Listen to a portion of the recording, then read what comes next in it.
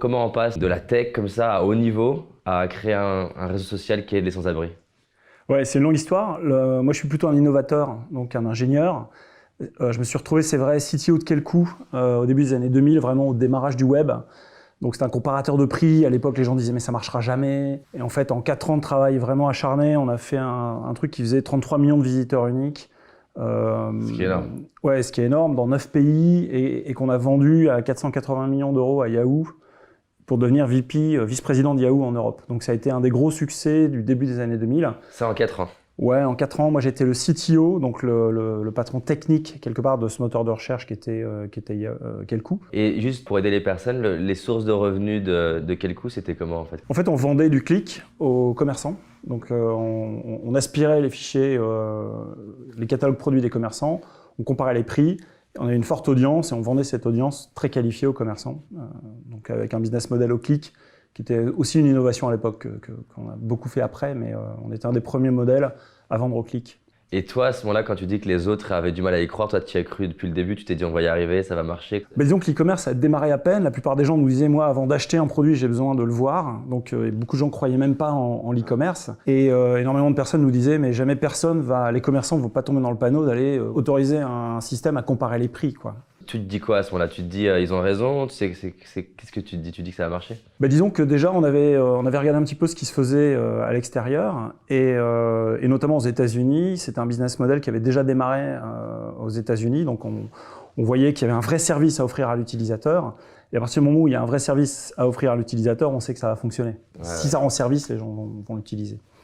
Donc voilà, je ne suis pas à l'origine de Quelcou, hein. Moi j'ai rejoint le projet un peu après son démarrage, dans l'équipe vraiment qui a ensuite développé et créé cette start-up. J'aime bien ce que tu viens de dire, je voudrais juste revenir dessus parce que je trouve ça super intéressant.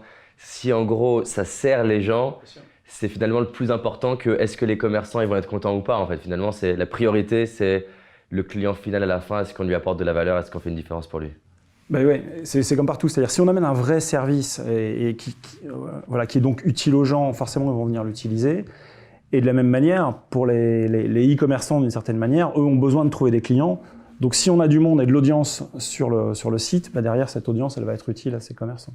Donc ça rend service à tout le monde en fait. Et donc là, à ce moment-là, quand tu dis que tu travailles beaucoup, c'est quoi, juste pour se donner une idée? C'est beaucoup, c'est pathologique. C'est-à-dire qu'on travaillait quasiment jour et nuit. Ouais, il m'est arrivé d'avoir des réunions qu'on prenait à minuit ou à 2h du matin par téléphone pour pouvoir se parler, ou 7 jours sur 7. C'est ce qu'on appelle les années chiens, c'est-à-dire que quand dans l'industrie standard on travaille 7 ans, nous on travaillait en 1 an, on faisait ce que les autres faisaient en 7 ans, quoi. On allait hyper plus vite que les entreprises traditionnelles. Lié au monde de la tech et de la start-up ou lié à vous en fait? C'est lié au monde de la tech et de la start-up parce qu'en fait on se permettait, en changeant les règles du jeu, en arrivant par le web à faire des choses qu'on ne pouvait pas faire avant, à très vite s'étaler dans plein de pays, à offrir un service complètement dématérialisé et donc pas tellement de limites dans la capacité à déployer et à exécuter.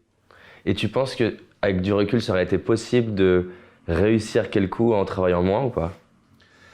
C'est une bonne question parce que ça faisait partie de la stratégie à l'époque. C'est-à-dire qu'on savait que les Américains avaient des services équivalents, qu'ils allaient donc arriver en France et en Europe.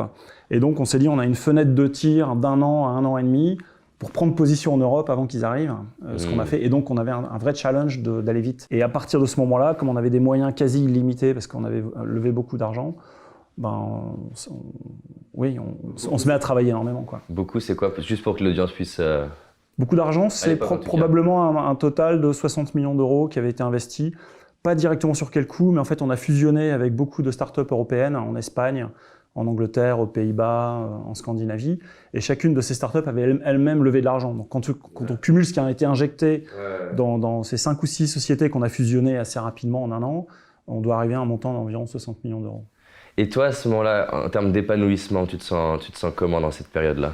C'était assez excitant, on avait l'impression de jouer un peu une finale d'un match de Coupe du Monde, quoi. C'est-à-dire qu'on a l'impression de faire un truc nouveau qui va fonctionner. Il y a une grande visibilité, c'est-à-dire que la presse un peu spécialisée parlait pas mal de nous.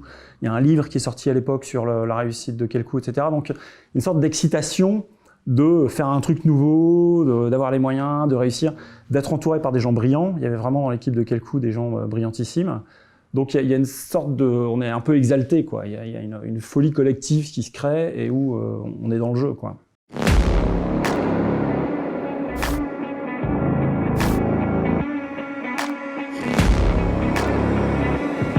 Business Tribe organise The Game, un événement inédit réservé aux entrepreneurs qui cartonnent déjà et animés à l'idée de transformer la vie de leurs clients et de leurs équipes. The Game, c'est un événement inédit de 3 jours pour profiter des stratégies avancées d'intervenants brillants, pratiquer lors de sessions de travail organisées et repartir de ces 3 jours en ayant avancé sur ce truc qui compte pour faire croître ton activité. Rejoins la liste d'attente dès maintenant pour être informé en avant-première de l'ouverture des inscriptions.